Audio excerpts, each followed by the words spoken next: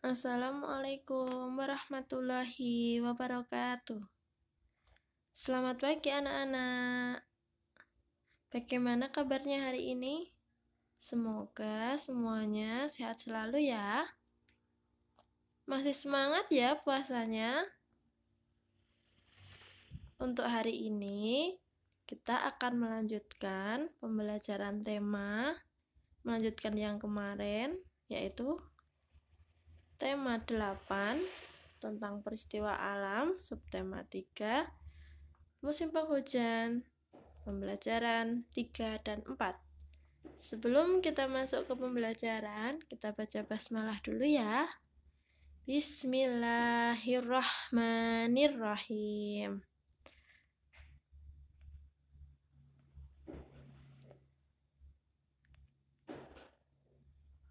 Hujan turun sepanjang hari.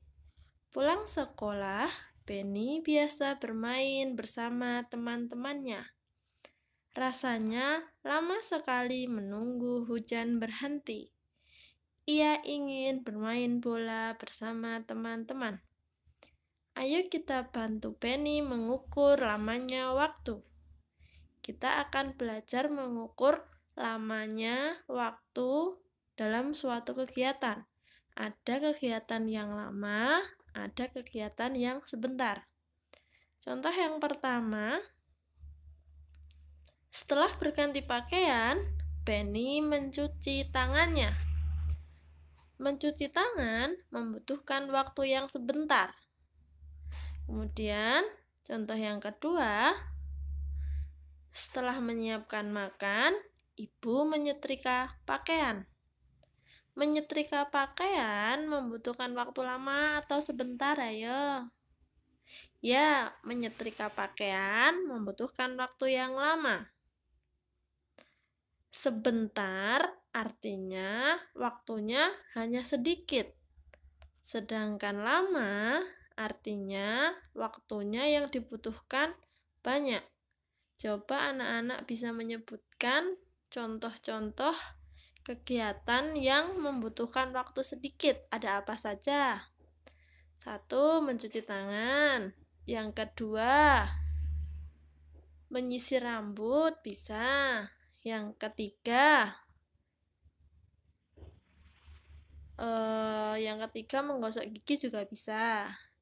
Sedangkan untuk waktu yang lama, contohnya memasak, belajar, tidur, dan masih banyak lagi. Sini ada beberapa gambar. Kita akan memberikan tanda centang untuk kegiatan yang membutuhkan waktu lama dan tanda O atau 0 untuk waktu yang sebentar. Yang pertama ada Udin sedang belajar. Belajar membutuhkan waktu lama atau sebentar? Ya, belajar membutuhkan waktu yang lama, berarti kita centang. Selanjutnya ada Ayah sedang menggosok gigi. Tadi udah Ustazah sebutkan, menggosok gigi membutuhkan waktu yang sebentar. Berarti kita beri tanda 0 atau O. Kemudian, Udin sedang memakai baju. Memakai baju membutuhkan waktu yang lama atau sebentar, anak-anak? Ya, memakai baju membutuhkan waktu yang sebentar. Dan tidur, seperti biasa kalau kita tidur malam, dari jam 9 sampai jam 3, kemudian kita sahur. Berarti tidur membutuhkan waktu yang lama. Paham ya anak-anak mengenai kegiatan yang membutuhkan waktu yang lama dan kegiatan yang membutuhkan waktu yang sebentar. Untuk tugasnya, silahkan kalian tuliskan 5 kegiatan yang membutuhkan waktu yang lama dan 5 kegiatan membutuhkan waktu yang sebentar. Kemudian difoto, dikirimkan ke wali kelas masing-masing ya. Selanjutnya, setelah belajar mengenai waktu, Setelah belajar mengenai waktu tadi, Udin dan teman-temannya sedang bermain air. Cuaca hari ini cerah, alangkah senangnya jika bermain air, kata Udin. Di kampung, terkadang Udin dan teman-teman mandi di sungai. Mereka mandi sambil bermain air. Lihat, Udin, Edo, dan Benny berjalan menyusuri pinggir sungai. Mereka berjalan beriringan sambil berpegangan pada pegangan bambu. Selanjutnya, Udin dan teman-teman terlihat gembira. Saat berjalan di air, sesekali Udin menyiramkan air ke tubuhnya.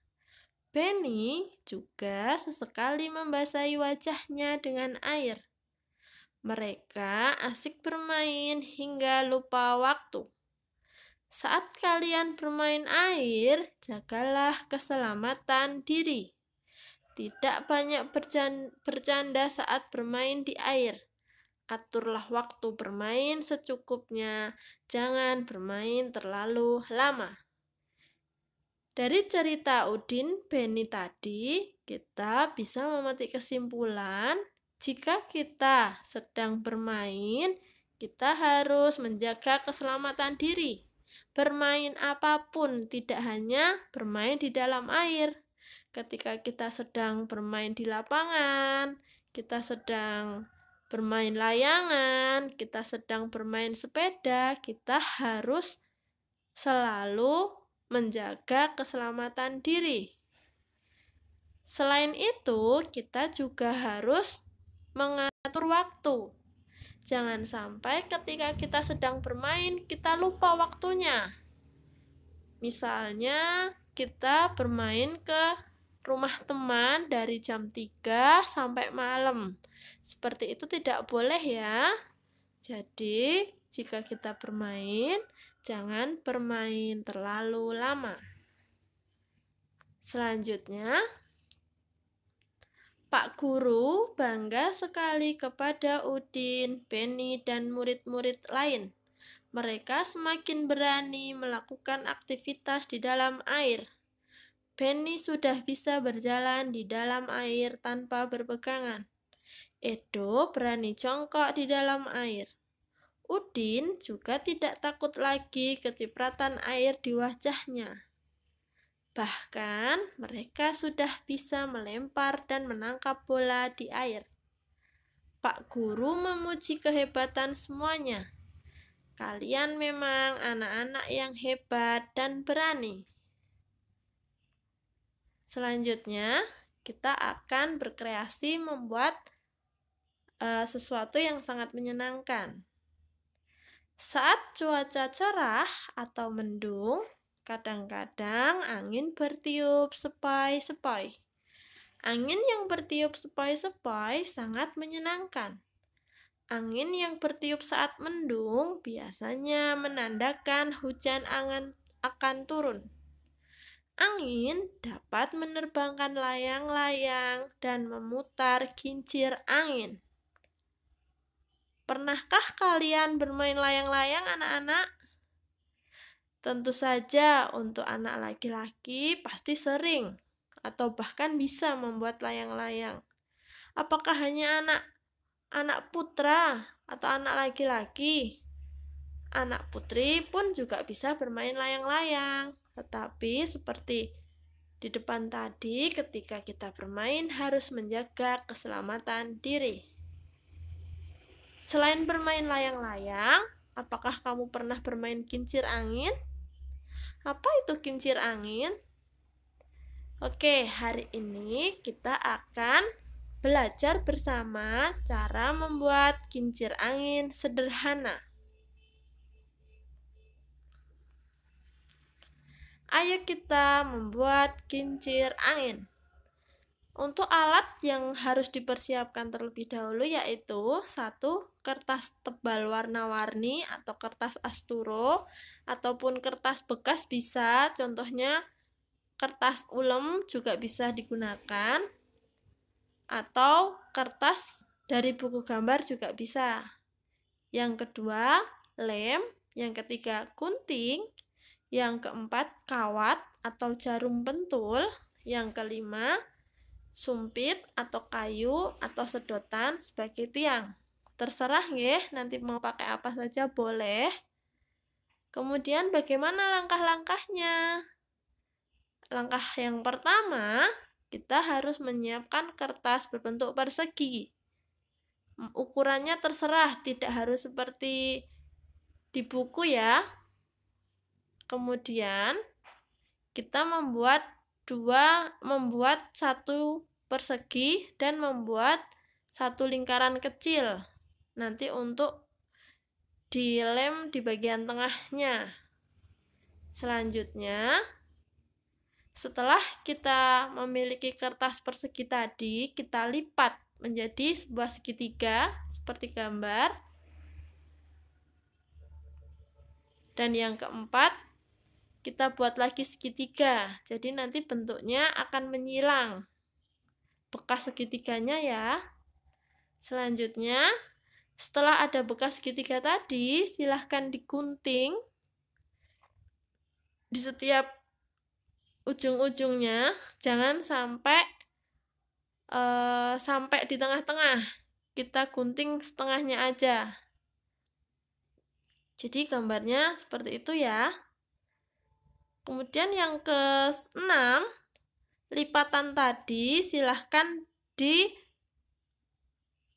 sudut hasil guntingan ke arah tengah. Silahkan dilipat ke arah tengah, menyesuaikan seperti gambar, sehingga berbentuk seperti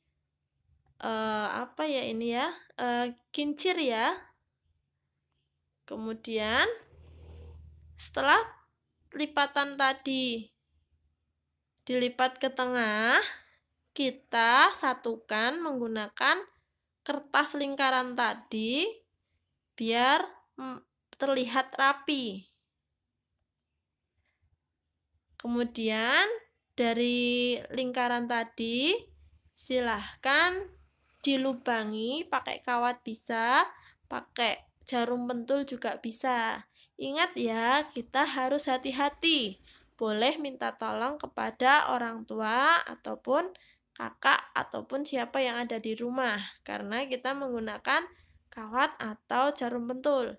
Ustadzah kalau nggak pakai itu boleh? Boleh, silahkan, terserah ya. Setelah kita lubangin tadi, kita masukkan kawatnya atau jarum pentulnya seperti ini.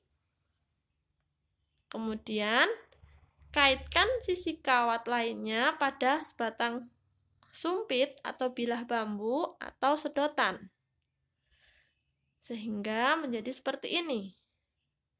Kalau belum paham, kalian bisa melihat di buku paket halaman 138 sampai 140. Ini adalah contoh yang Ustadzah buat. Ustadzah menggunakan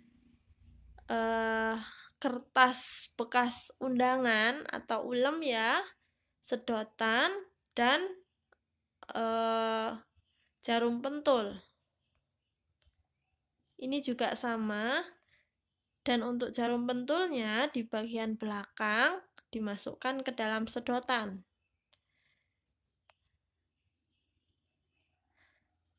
Untuk tugasnya, silahkan membuat kincir angin satu saja menggunakan bahan-bahan yang Ustadzah sebutkan tadi. Jika dirasa menggunakan kawat maupun jarum pentul terlalu berbahaya, silahkan boleh diganti menggunakan apapun. Kemudian silahkan difoto dan dikirimkan ke wali kelas masing-masing. Tetap semangat ya anak-anak. Dan jangan lupa tetap berlatih untuk berpuasa.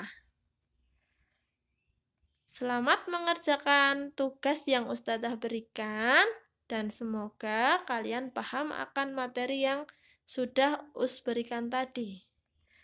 Terima kasih. Sampai jumpa di video pembelajaran selanjutnya. Wassalamualaikum warahmatullahi wabarakatuh.